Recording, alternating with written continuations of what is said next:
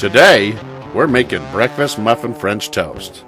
So if you're a fan of these classic recipes and you like sweet baked fruit muffins and French toast, stay tuned because this recipe is up next.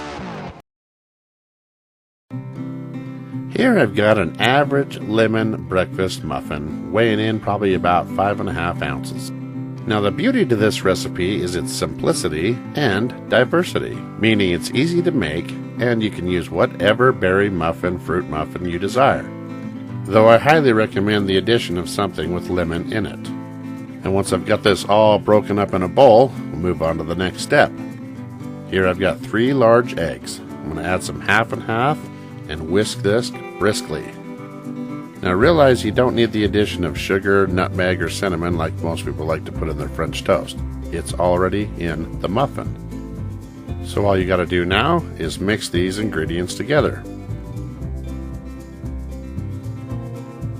Now we'll just add this to a hot pan with some melted butter in it and cook this for about 2 minutes over medium heat.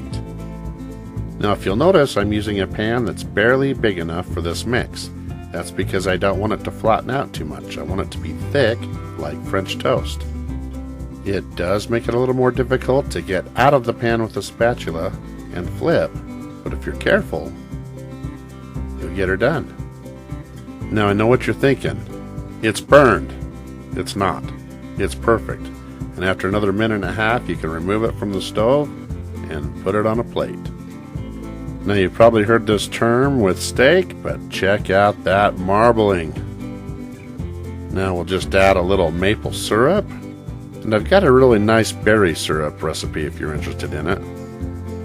Well, let's go ahead and cut into this and show you what it looks like. Huh? Not too bad. And there you have it. Muffin French toast right here in the Poor Man's Gourmet Kitchen. Thank you for watching, and be sure to stop by PoorMansGourmetKitchen.com for more recipes and exact ingredients.